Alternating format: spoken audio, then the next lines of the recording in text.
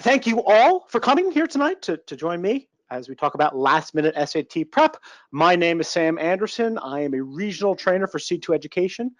Started out as a teacher, taught many thousands upon thousands of students. SATs, scoring perfect 1600s or 2400s, since I also worked on the old SAT. And I'm thrilled that I could be here and share a lot of sort of tips, best practices for prepping as sort of a last minute. Obviously, there is an SAT coming up in March. And so we'll talk about some best practices, some tips, how to sort of prepare in a relatively short time frame, not always entirely last minute, but how to sort of use a short time frame most effectively. Throughout the presentation, if you have any questions, please go to the question pods, type in your question, and hit enter on your keyboard. If you do so, I will answer as many questions as I can at the end of the presentation. I'll take some time to sort of go through as many of the questions as I possibly can before we kind of have time, but please feel free to submit them throughout the entire presentation, the entire chunk of time that we have. And I will, answer them as soon as I'm able to. The more questions, the hopefully more I can help you. Again, please go to the question pod. It should be on the side of your screen, and feel free to submit any questions that you have. Again, today we're going to be talking about last minute SAT prep, how to sort of work on a short time frame to really get the most bang for your buck when it comes to working on the SAT. So, sort of a quick overview. First thing you always want to sort of do is you want to look at sort of four particular sections. We're going to look at sort of the starting point, taking a practice test, sort of getting your baseline, taking a look at what it is that you need to work on, work with as you plan and prepare for a short-term SAT. Then we'll sort of look at sort of ways to study smarter without spending copious amounts of time, taking tons and tons of practice questions, taking, review, doing lots and lots of really extra work that you sometimes think, right? We sometimes think, oh, there's a short period of time. I have to spend like hours upon hours upon hours of the day, prepping for my SAT. So we really want to work on how to study smarter, not necessarily how to study harder. And then, we'll also sort of take a look at like the day before, how to take advantage of that day before the test for, whether that be for, the ACT coming up this Saturday or for the SAT coming up in March, how to use that day before, that Friday, during the day, at night, the morning of that Saturday to its best advantage to help you out. And then we'll sort of look at some, last sort of major tips, some sort of best practices, some sort of things just to sort of keep in mind as you're taking the test, as you're doing your prep, as you're doing any of your practice tests or anything along those lines. Really, what are the particular areas, tips, and strategies that you should always keep in mind? So let's start with taking a practice test. Taking a practice test is something really you always want to make sure that you do when you start your prep schedule, right? As you're sitting down and deciding, okay, I'm going to take the SAT, be it in March, May, June, anytime. You always want to start off with a practice test, whether you take it, at home, whether you take it in a, testing location, a testing event, in your school. You want to make sure that you have a practice test that will allow you to get as much information. Now, when you take your practice test, you really want to make sure you take it in as close to realistic conditions as possible. You want to take it as close as you can make it to the way you would take it on the actual test day, because it's going to give you the best possible, most realistic sort of baseline, sort of how you would actually perform had you taken the real test on that day rather than just a practice test. So you want to make sure you take it in a single sitting. Don't split it up where you're doing, half the sections one day, half the sections another day, or where you're doing half the sections, then taking a break for an hour, going on Facebook, watching a couple Netflix shows. Make sure you take it in a single sitting. You could take the breaks as they would be given on the test. So that's a 10-minute break after the reading section and a 5-minute break after the first math section.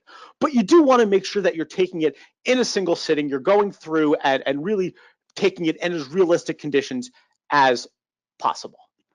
Now, the other thing you want to make sure that you do is you want to make sure you take it in a room with as few distractions as possible, right? You want to take it in a relatively quiet room.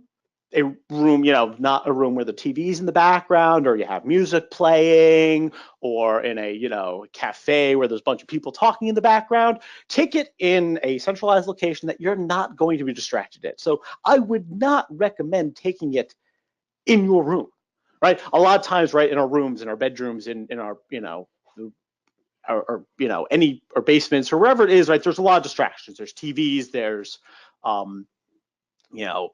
computer, right? Computers, phones. Make sure you put the phone away when you take your practice test. You're not allowed to have it on the actual test, so you don't want it nearby on the practice test.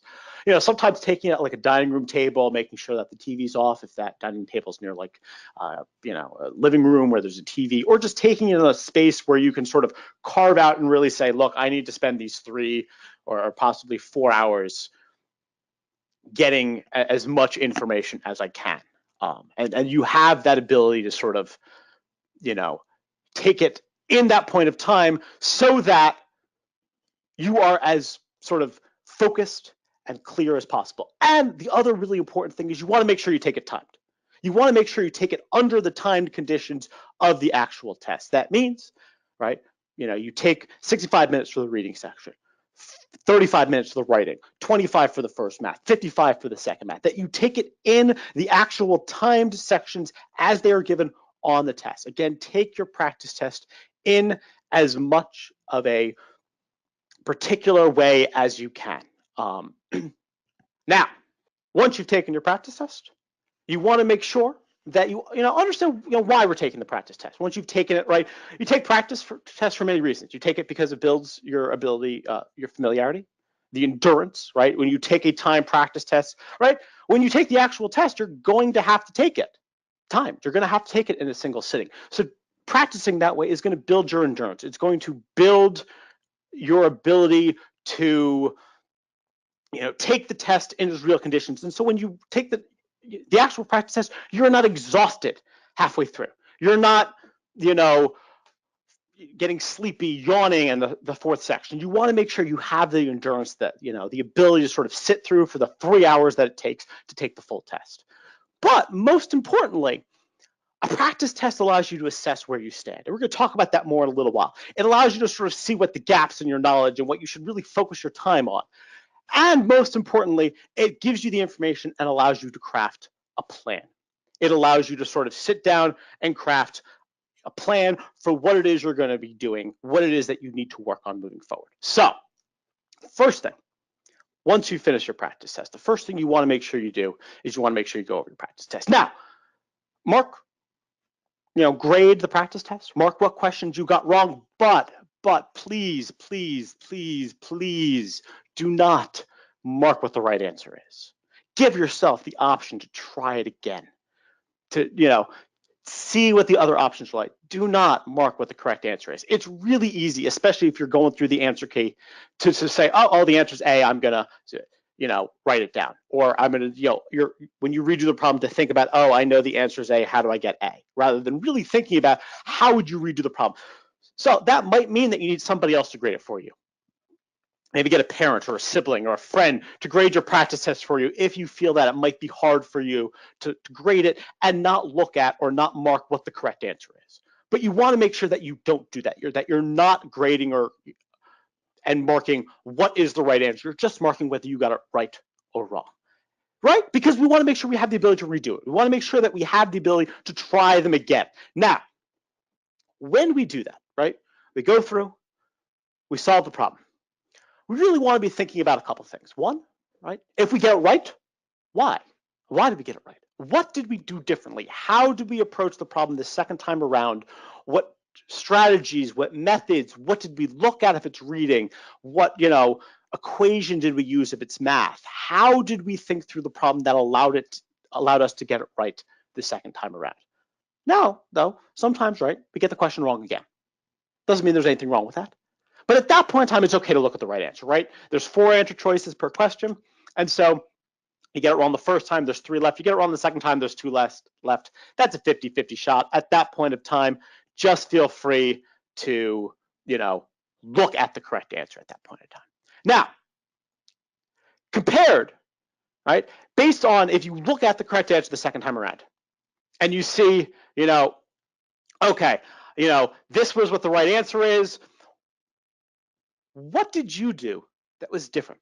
Now, a lot of, if you use practice test, if you use, a college board, or again, go to a testing bed, a lot of times there's explanations. When you look at the explanation, if you look at the explanation, think about again, what did you do to compare to how they're saying to get the correct answer, right? So what did you do? What process do you use? And how did that differ from the correct process, the process that you should have done to get that correct answer, right? Where's the differences? Because that's going to give you a sense of what it is that you need to work on. That could be, sort of a different process. It could be a different approach, different formulas, different, level of reading comprehension. But you really want to look at the differences between what you're doing and what you need to be doing. Then, right, take a look at what you got right. It's really easy when we're looking at a practice test, when we're doing a practice test, just to focus on what we got wrong. And just sort of say, oh, I got this wrong, and I need to work on X, Y, Z. And we'll talk about that in a little while. But we also want to look at what we did right? Positive reinforcement is really powerful. And we want to make sure that we're looking at what we got right for two reasons. Sometimes, right, we guess. We guess and we get it right. Okay, well, if we guessed, that probably still means we need to work on something, right? If we're guessing, that doesn't mean we have it mastered under our belt. So, are there questions that you guessed on and got right? Because you want to know what those are so that you can, again, include them in your plan.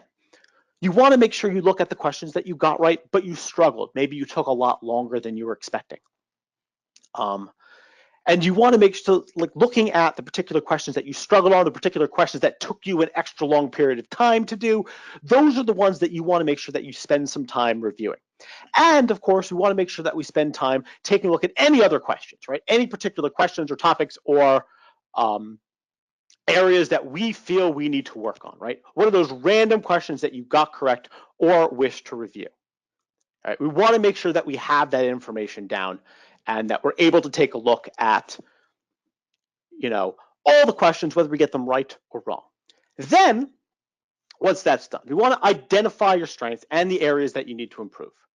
All right, and we want to do that for really three particular areas.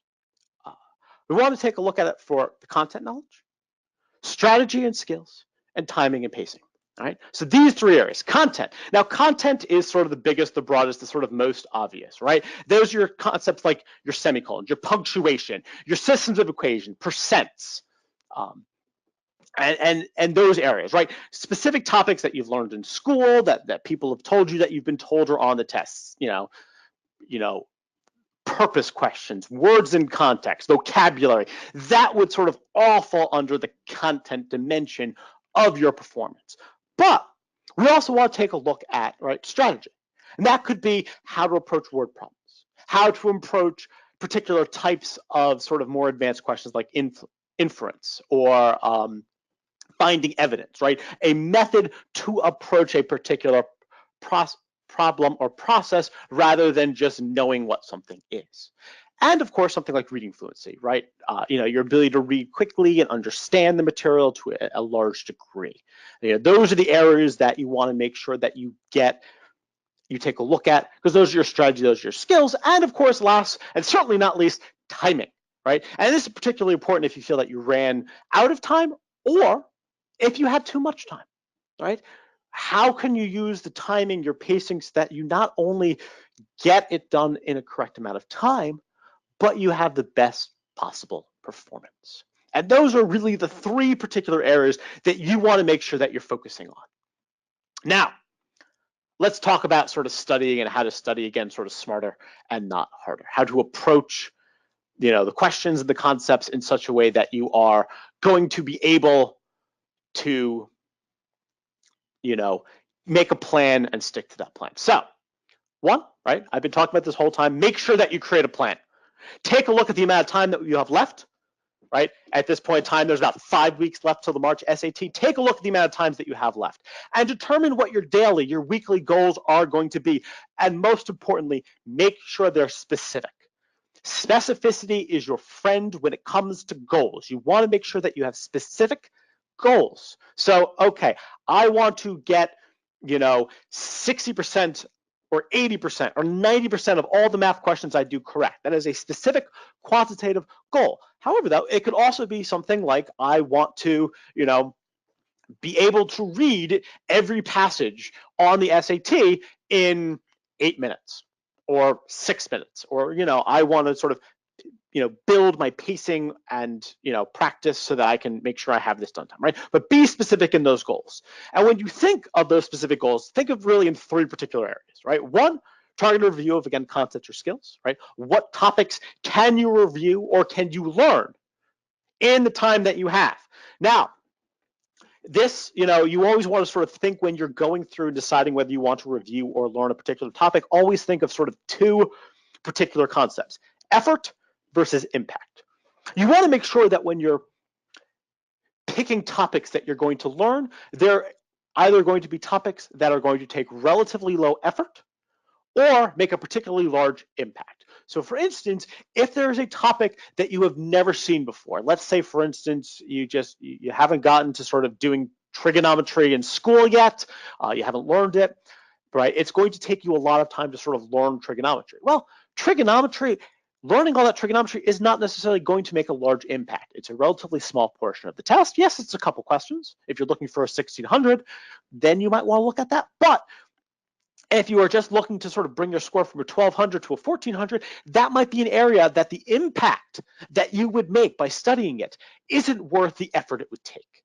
And so you always want to think, okay, what if I put in so much effort will make the most impact? So is it worth learning that particularly hard topic or the topic that you've never seen before?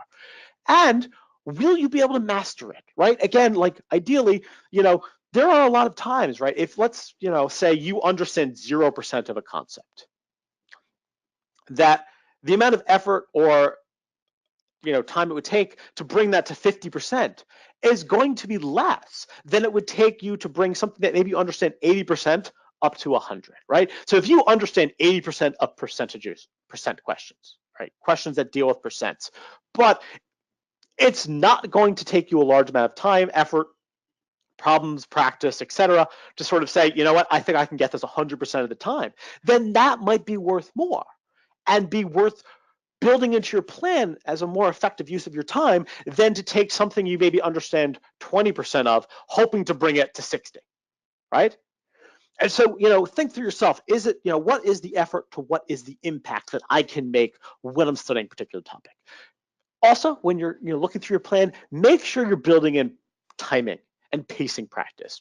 Full sections, time practice section, sets, reading, for instance, breaks up really nicely. There's, 5 passages in 65 minutes, so that's 13 minutes per passage. So, that could be a chunk of 10 questions for math. It could be a reading passage.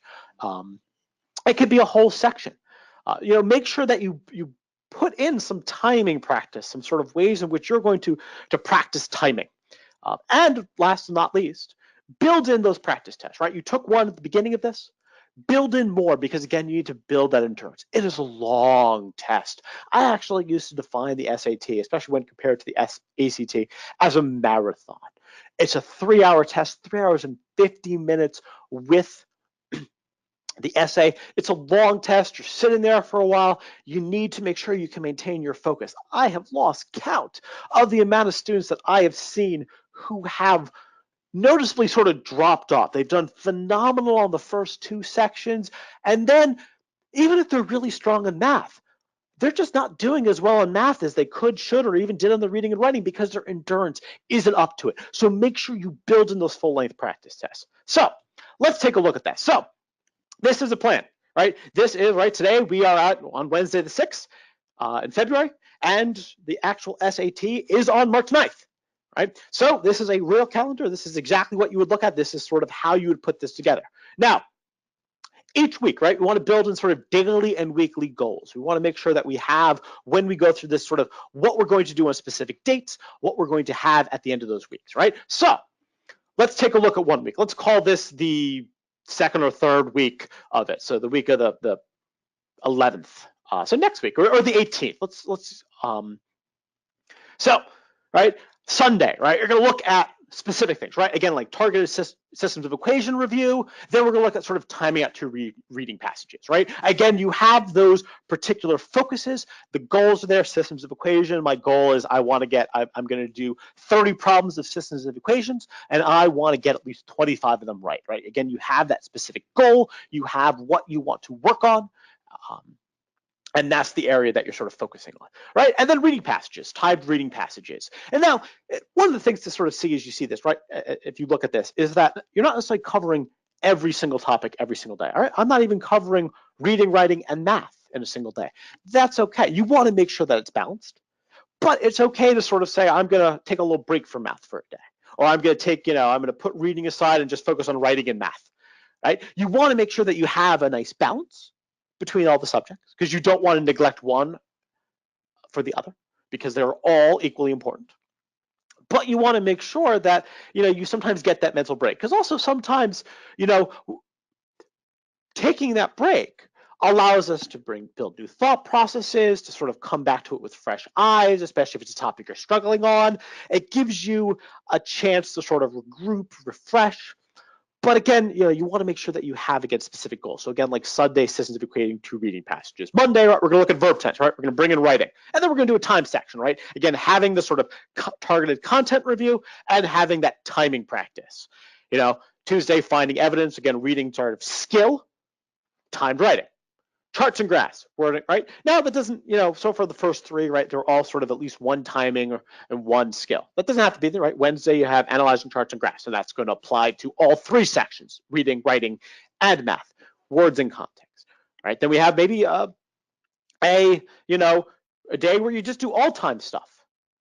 And then going back, right, commas and semicolons, through reading passage, and then make sure, again, you build in those full-length practice tests once in a while. Now, you don't want to necessarily build those full-length practice tests in every single week or every single day, right? That's exhausting. Not only that, right, taking a practice test after practice test after practice test is actually not the most effective thing. If you take like 50 practice tests, maybe, but taking like 10 in a row, you're not going to see nearly as much improvement as if you sort of take a practice test, review, understand, sort of think about it, figure out what you need to work on those particular areas, take another practice test, and then, do the same process, right? Take a look at the second practice test. What have you improved on? What do you still need to work on? Work on those particular areas, take another one. But you want to make sure that obviously as you get closer to your SAT day, that you are taking more and more practice tests, right? So again, maybe you take your first practice set, that sort of diagnostic one this Saturday, where you have the time, right? You don't want to necessarily take a 4-hour test after school. That would be hard and difficult and not particularly fun. So maybe take it on Saturday or Sunday, right? And then maybe you wait, you sort of craft your plan for 2 weeks, and you do your plan for 2 weeks, and you take another practice test, and then see exactly where you stand after that second practice test. Work on that. Again, thinking of the effort versus the impact. Then take another practice test. And then the last one, a week before the test. Don't take a practice test the day before a test. Again, we'll talk about the day before a test in a little while. But make sure you have a plan and make sure you're sort of building in practice tests sporadically, but not constantly. So let's talk about actually how to go about studying. We want to make sure, again, we study smarter, right? We think through, we sort of study the most effectively where it's effort versus impact. So in math, target the practice, right? Again, hit particular topics or skills that, again, that you can sort of take the time, and the impact that you make, the knowledge that you gain, your improvement is marked, is noticeable. You can make a large amount of improvement in a relatively short amount of time. So target your practice. Learn to identify what questions you should skip, what questions you should actually spend the minute and a half that it takes. Depending on the section, the time per question ranges from about, it's like on the non-calculator, I think it's about 1 minute and 15 seconds. To the calculator, it's like 1 minute and 20. And so learn to identify what you're going to spend extra time on and what, again, you should skip or guess, right? Again, maybe there's some topics that you don't know or you didn't do well on the practice test, but you know what? That's okay. Maybe those are topics that, due to the time limits left, those are topics you're just sort of going to put to the side. You run some on the test, you're going to skip them. again, sort of figure out where the effort, where the impact, and if you skip them on the test, right, you have more time for the others. And in fact, actually, you shouldn't skip, you should guess. And we'll also talk about that in a bit. There is no guessing penalty in the SAT. So if there's, questions that you're just like, what, I don't know trigonometry, right? I haven't learned it in school yet. We're supposed to do it, start it in April. I'm taking the test in March. We're not going to get to it. It's not worth me spending these last 5 weeks learning trigonometry. So you know what? I am going to, if I see a trig question, unless I can answer it in like 20 seconds, it's on SOHCAHTOA, then I'm going to, guess on it, move on to the next question, spend extra time on those other questions that are not based on trigonometry. So again, know how to identify what questions you should spend time on and what to skip and what to guess. Now, reading. Reading is one of those ones where a lot of time you immediately think that, okay, I really don't like reading science, so I'm going to read tons and tons of science. I'm just going to focus only on the content, right? That content of the reading passage. Now, that's nice, that's good. And if you had a lot more time, that's a great strategy. But with 5 weeks or 4 weeks or 3 weeks or however long it is that you have left before, when you start to when you're actually taking the test, you don't necessarily want to focus on a particular topic. Instead, focus on general reading comprehension. The SAT is really a test that is much more on reading comprehension than it is on any particular knowledge of science or history or prose or literature or anything along those lines. And so you want to make sure that you have the ability, you take a look and you're able to do as much reading as possible, and that you're focusing on the pacing and not the particular subject of your reading. Right? That is what you want to be focusing on as you go through and you do, the reading passages. Now, writing. Writing is in many ways similar to math. Again, you want to sort of target, especially, right, there are two areas on the writing section. There are what are called the grammar and mechanics, and then there's the rhetoric questions. And some people, they struggle more on one than the other. So target your practice. Again, if you need help on commas and semicolons, focus on those. Again, sort of go into those particular content or skills. But also make sure you focus, and that is a typo, focus on the pacing of the writing. Focus on, how fast. The writing section is actually the most time-intensive section there is. It's the only one where there's less than a minute per question. So, focus on making sure you can get through those writing questions relatively quickly. And to that end, and especially because one of the biggest mistakes a lot of people make on the writing test is they do everything by what sounds right. And the problem is we speak with terrible grammar. In fact, that sentence is grammatically incorrect. It should be we speak using terrible grammar.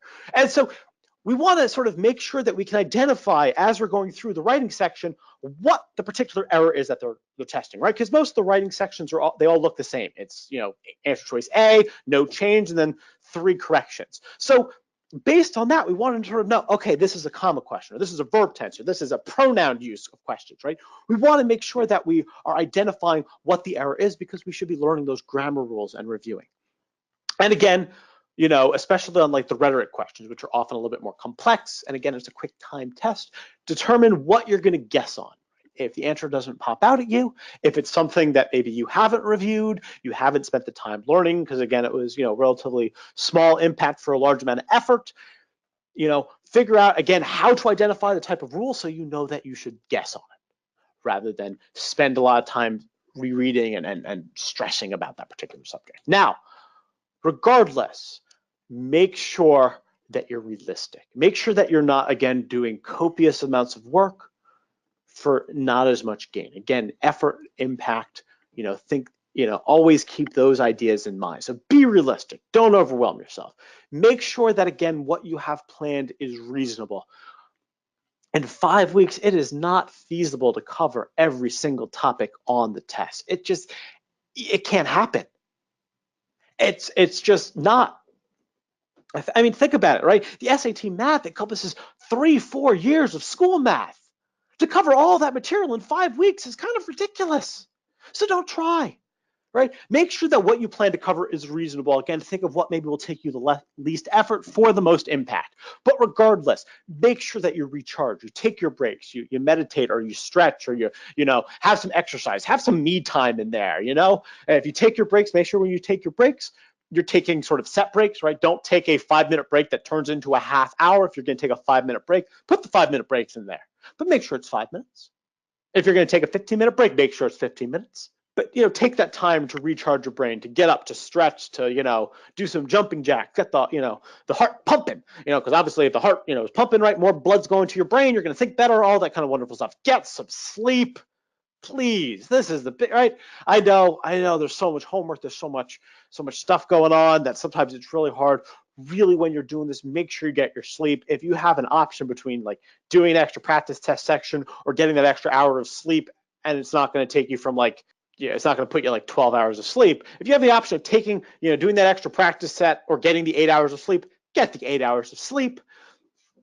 You know, it's make sure you get your sleep, because, you know, we're going to talk a bit about that later on, sort of the benefits of it, but make sure you get your sleep, make sure you're eating healthy, you know, getting into that, you know, habit, you know, you're not eating, you know, don't eat pizza 5 nights a week if you're studying. It's just not, it's not healthy for you, but it's also not good for your brain, right? Healthy, you know, vitamins and minerals, they really do help your brain sort of fire on all cylinders. So make sure that you're recharging it, and make sure you're giving it as much energy and power as you can. But most importantly, and I've said this before, do not cram. Do not, again, do things, you know, where you're like trying to cram late at night. Just don't. Don't cram. And again, the day before, take advantage of it. And that doesn't necessarily mean cramming and doing as many possible problems as we can, right? You really actually want to let it rest. You want to sort of take the time, let your brain rest, you know, do some light practice, do some review, but don't learn anything new. Don't try to take a full-length practice test, right? I said that before. Make sure you have a stopping point. You know, okay, I am going to stop doing any and all review by 7 o'clock at night. And then from 7 to whatever your particular bedtime, we'll talk about that. You know, I am going to, you know, relax, you know, de-stress, you know, sort of get in the right mindset. You know, again, you know, most people, singers, dress rehearsals, they're not going full out, right? They're not, you know, usually, again, like the night before a big game, there's usually a curfew, right? If you know, with all the Super Bowl, right? Usually, again, the night before the big game, right? Most of the time, the coaches are sort of like, okay, we're stopping at this point of time. Right, we're gonna, you know, I want you guys to get a good night's sleep. I want you, you know, maybe go out to dinner, right? They'll eat healthy. They'll, you know, sort of, again, you know, and for that practice, right? For that practice right before the game, they'll, you know, they'll review the things that they've already done, right? They're not going to do new stuff. They're not going to sort of, right, stress about it. It's going to reviewing the basics, going back, reviewing the game plan, whatever it is that you sort of planned out. That's what you want to spend your time reviewing, reinforcing, right? It's a good time. It's confidence boosting, and that's always a really important thing to have the day before a test. You want to build your confidence, you know, go over the things that you know how to do, that you're doing well, you know, double check your mastery, you know, excel, and again, you know, eat healthy. Now, at night, again, do not cram. Do not take a practice test or study the night. Most common question I got when I was teaching was, what should I do the night before a test? And number one, first of all, sleep.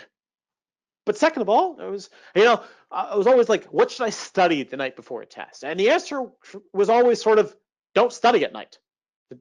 Don't, just stop. Right? Again, have that cutoff point. Have that, you know, be done with all your studying by 8 o'clock, 9 o'clock. You know, be in bed by 10. Don't cram. Don't try to jam those last second things in there. They're usually the first to go, right? Or they overwrite stuff that you spent all that time mastering and learning, right? That's sometimes the problem with cramming. Like, you spend this time sort of trying to refocus on one particular topic that, you know, you felt like you didn't learn. And what happens is it then forces all the stuff that you did learn, you did have mastered, into the back of your brain. And it's much harder to recall that stuff. And that's the stuff that's more important. The stuff that you've mastered, the stuff that you can get 9 out of 10 times, 10 out of 10 times, rather than the things that you're trying to bring from 2 out of 10 times to 5 out of 10 times. So again, don't cram. Don't, you know, learn a whole bunch of new things. Reinforce what you know. Also, night before, try to sort of do as much as you can of the morning before, the night before. Pick out what you want to wear, make sure it's comfy, sweatpants, go for it, have fun with them. Whatever's comfy, whatever, you're most comfortable, relaxed in, don't pick things that are itchy or uncomfortable, or, that, you're just, it's all about just sort of ideally you want to sort of just be able to relax and just focus on the test. So you don't want anything that's going to cause additional irritation or distraction. Set your alarms. Try to have more than one. Maybe you set your alarms, your parents set ones, have your brother or sister set one, set two, or use your phone. Maybe there's one in the room somewhere. But set alarms, preferably more than one. If you have a smartphone, right? Most of us do. You have your iPhone or your Android. Set more than one alarm. I always, when I set alarms, like the morning before something's really important, I would set one alarm and then I'd set like another one for 5 minutes later, or 5 minutes, 10 minutes later. If it was really, really important, I'd set three. I'd set one, like let's say I had to get up at 8 o'clock in the morning. I set one for 8 o'clock, 8:05, and 8:10. That way I was pretty certain I'd be able to get to one of them. And also, again, pack for test day. There are things that you need to make sure that you take when you go take the test. Get them ready, get them together the night before. Have them all in a particular area, all in a bag, whatever it is. Now, what you need. There are 4 things you must bring. You must. 1 is your admission ticket. You get that when you register for the test. Make sure you bring it. 2, your photo ID, so they know it's you, that you're the person who's on the admission ticket. Make sure you bring your photo ID. And whether that, driver's license, since many of you are of that age, or anything along those lines. Then make sure you bring at least 3 number 2 pencils, and they have to be number 2. Bring 3, bring 4, bring 10, bring a whole box, be my guest. Make sure you bring an approved calculator. If you need a list of the approved calculators, you can find that on the College Board website. But make sure, again, you have your approved calculator, and make sure that it has working batteries. Very important. Replace the batteries the day before the test. In fact, you can even bring extra batteries. So other things that you should bring. Oh, I said that already. Right? Pencil sharpener, right? If you're only bringing, especially if you're bringing a small amount of pencils, bring something that you can sharpen them with. A small handheld one. Bring it with you. Doesn't hurt. It only helps. Erasers. Don't trust the ones in the pencils. I have lost track of the amount of times I've been using an eraser on a pencil and it just rips off. In fact, most of the pencils around my area when I was teaching had no erasers besides the little ones that you had to buy and put on top of it, because that is what happened. So bring extra erasers, bring a brick eraser, a magic eraser, bring whatever eraser it is that you particularly like. Bring a water bottle, something to drink. Right? It's a long test. You're going to get thirsty. Bring a water bottle. You're going to have it on the side. Snacks, again, preferably, healthier snacks, especially if you're one of those people who like to snack throughout the day. You will get 2 breaks that you were allowed to eat during. Bring snacks if you want them for it. They will have to stay in a bag. Bring a watch that, so you can keep your own time. Do not necessarily rely on the proctor to do all the time for you. It's always a great idea. Don't have an audible, especially if you can get one that does not have an audible alarm. One that, either vibrates or buzzes or is just silent whenever it runs out. That'd be great, because then you can set alarms for yourself on the particular sections. Again, bring batteries for your calculator, and bring something that, if you just sometimes, in schools or testing areas, temperature is not always what it is outside. The AC's blasting, the heat's blasting. Bring a, it's hard to plan for the heat blasting, but especially at this time of year with the weather sort of going up, down, left, and right like it is, you might want to bring a small like jacket or a sweater or something you put on if it gets a little chilly, that you can sort of, again, stuff in your bag. So most importantly, get some sleep. Full 8 to 10 hours interrupted sleep. Make sure you get it the day before the test, even if you're not using it. Set the time, set that curfew for yourself to get that sleep, because you're going to need it. When you sleep, it's preparing you for the next day. It's forming pathways to remember stuff. There is actually a process that goes through called memory consolidation, where basically it takes all the information, all the stimuli that it received over the day and sort of transmits a lot of it to your long-term memory. Usually, right, many studies have shown how a lack of sleep is negatively affecting cognition, concentration, and almost everything that comes, with brain function. Academic performance tends to affect your emotions. It tends to affect your stress level, right? And the most important thing to getting sleep, stay away from screens. Do not look at your phone right before you go to bed. At least a half hour to an hour between the last time you looked at a screen, whether it be a computer screen, a TV screen, or your phone screen, and when you're actually going to bed. It actually takes your eyes that long, especially an LCD screen like your phone or a computer, right? The way LCD screens work is they transmit electrical signals really, really quickly. So it's actually constantly flickering. And your eyes recognize that. It sort of blurs them all together. But it's very stressful on your eyes, and it makes it harder to get a full night's sleep. And there's lots and lots of studies that prove this. Feel free to look them up. Overall, you sort of stare at screens right before you go to bed, usually get less sleep. It's less restful, right? You tend to have sort of more interrupted. Those tend to be the nights that you struggle to go to bed. Get up early. You get up in the middle of, instead of getting up in the middle of REM sleep, you get up at the end of your deep sleep cycle. You want to make sure that you're staying away from your screen for at least a half hour to an hour before you're actually going to bed. Do not look at it. Set your alarm 2 hours before you go to bed, so you're not looking at the screen right before you go to bed. Don't set it just before you go to bed. Set it well before. Now, in the morning, make sure you start your day up. Eat healthy. Proteins, complex carbs, something that's going to sort of keep you full and keep you going so you're not starving partway through the test. But don't starve or stuff yourself. But don't change your routine. So if you're not normally a coffee drinker, don't drink coffee.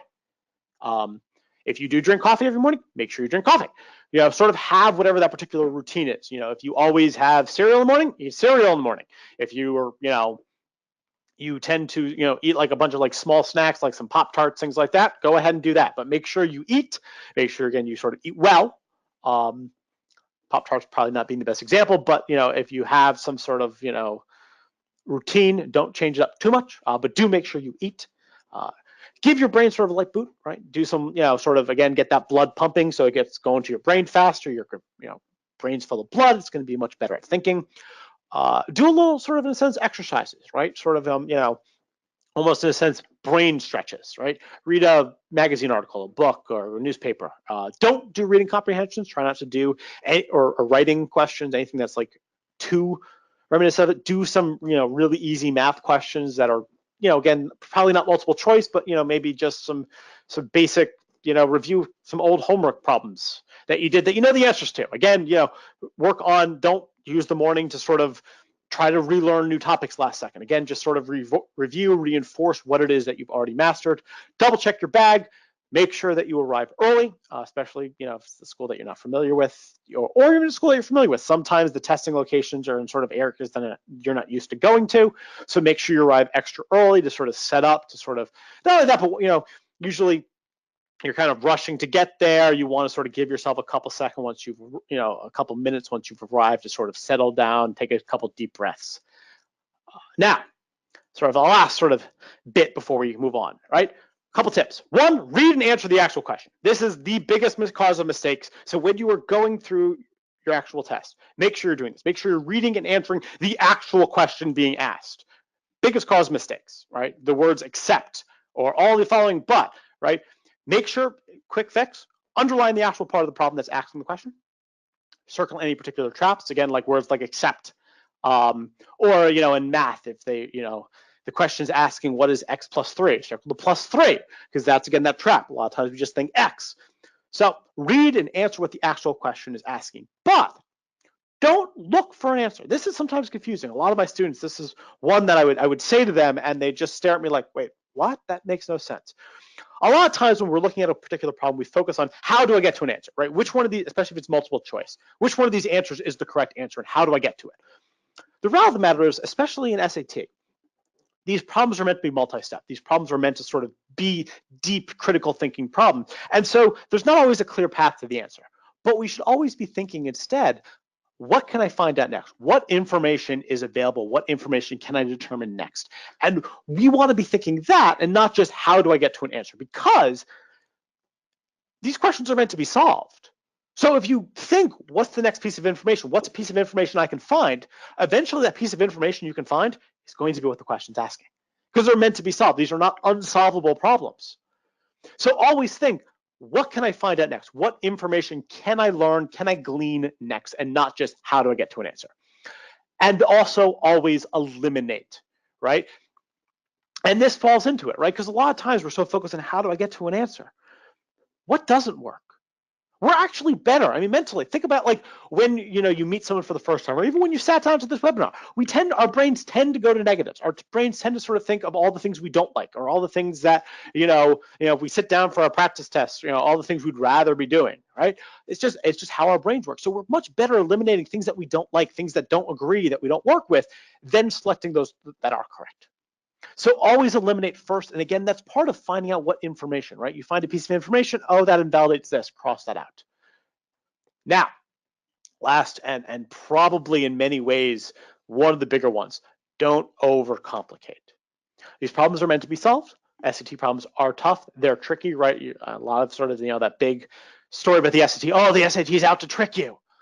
A lot of the sort of flip side of that problem is that a lot of times we tend to overcomplicate things. Occam's razor. I don't know. I don't know if any of you have heard of it. Occam's razor. William of Occam was an old Scottish philosopher back on the 1000 first millennium common era. He basically says in any given problem, assuming all variables are the same, the simple explanation is usually correct, which is true. Right? Usually in any given situation, the simple explanation is usually correct. If something seems easy, it usually is.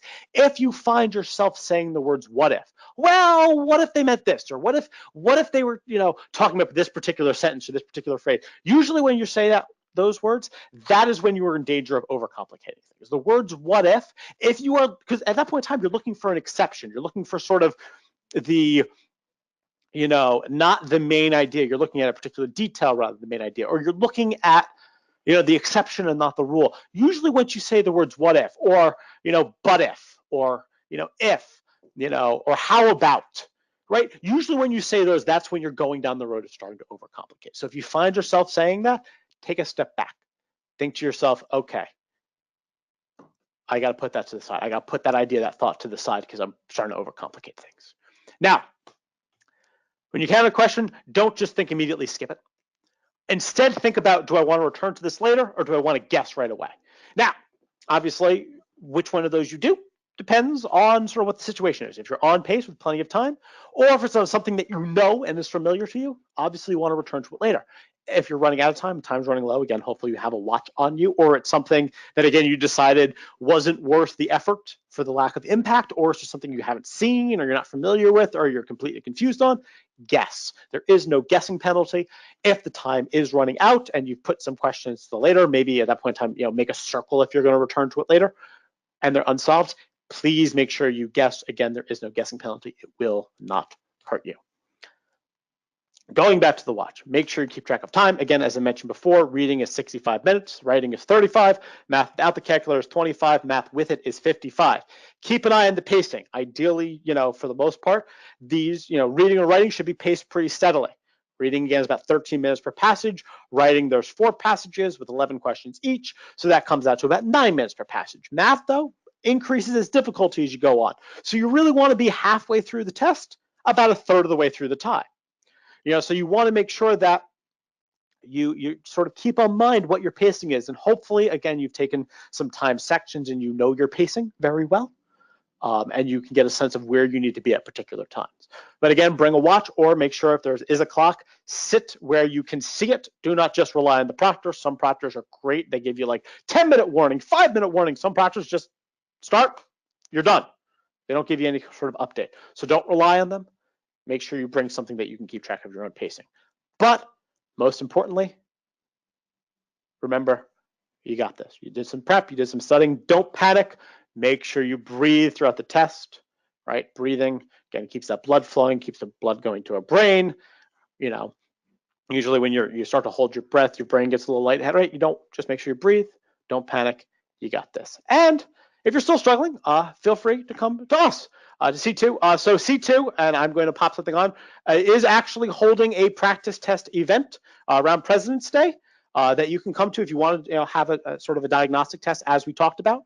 I have included a link to that in the chat. So if you're in an area nearby and you particularly, are starting this process, and again, it's like 5 weeks out, and you want sort of a complete rundown of the test, feel free to come to us. There is a link in the chat that will allow you to register at a local thing. There is no obligation. There is no fee. you'll take the test, full length test, you'll have a breakdown, you'll have a score, and get more of a sense of sort of where you stand and what you need. And of course, feel free, we're always happy to help. We have a lot of CDs who are experts at taking, tests and sort of helping you come up with those plans for 5 weeks, for 3 weeks, for 10 weeks if you're taking the May or the June, and really want to help you. So if you have any questions, at this point in time, I am going to go to the question box and sort of answer some of the questions. If you would like to be contacted by a local C2, please make sure in the question box that you put down your name, a phone number or email address that we can contact you with, and a zip code so I can make sure I pair you up to the nearest center. We do have over 160 centers across the entire country. And so if you want to be sort of connected to a C2, do make sure you put down those 3 pieces of information: name, phone number, and or email address, and most importantly, your zip code.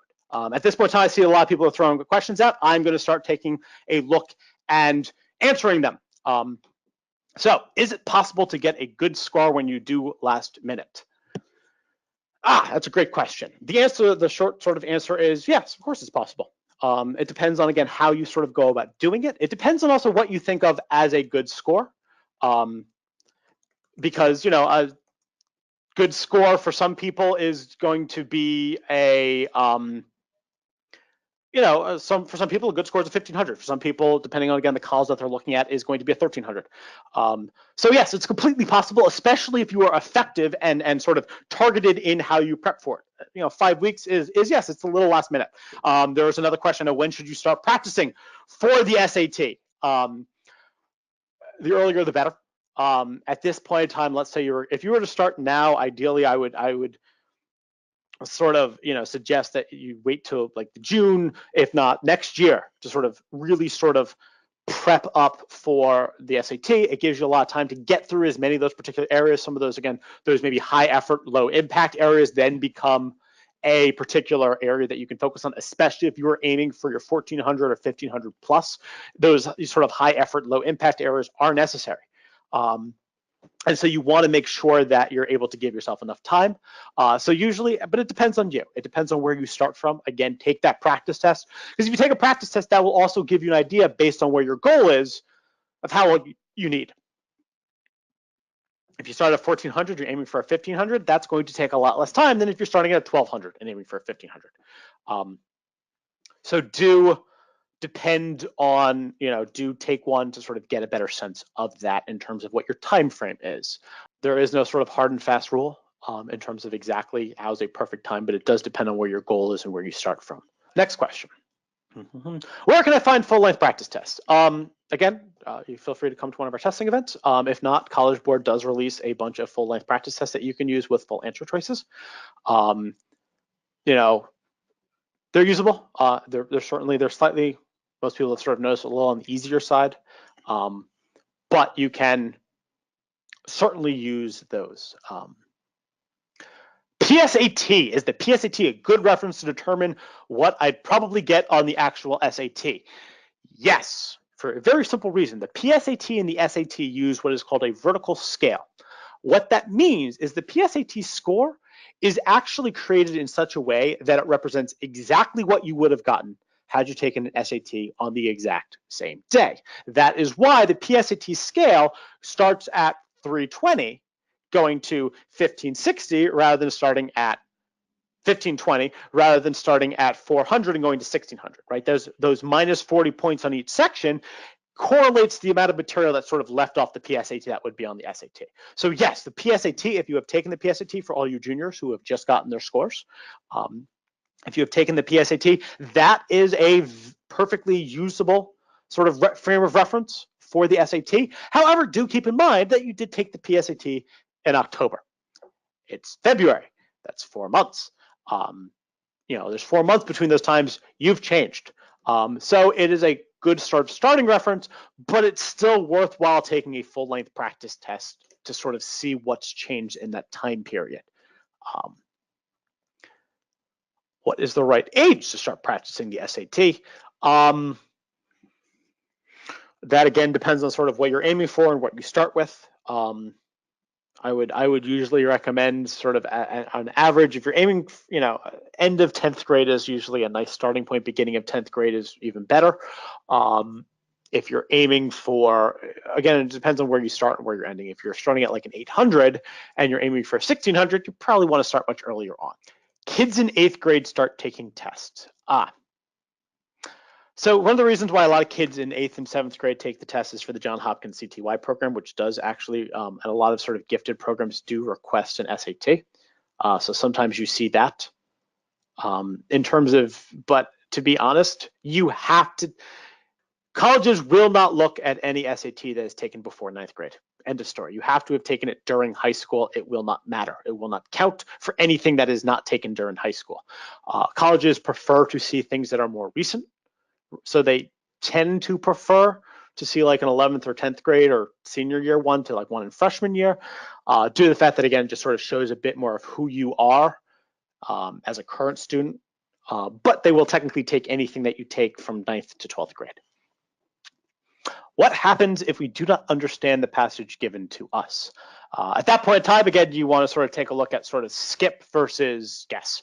If you don't understand the passage given to us, it also sort of means you probably need to, again, work on that reading comprehension, spend your time really getting down, going through as much of the reading comprehension. Just read. If nothing else, your best strategy for prepping for the reading part of the SAT is to read. Read magazine articles over newspaper articles. Magazine articles tend to be more academically minded, so they tend to work a lot better. Read books. So you can start with something you like or you're interested in. Try to read something at like a higher grade level. Don't read like, Percy Jackson or Harry Potter, which is really geared more towards like, upper middle school or middle school range. Because those are the language in those books is not necessarily going to mirror what you see on the SAT. So you ideally want to sort of mirror as much as you can of what you would see on the SAT. Essay. Let's talk about the essay. Essay question. So the essay is an optional essay.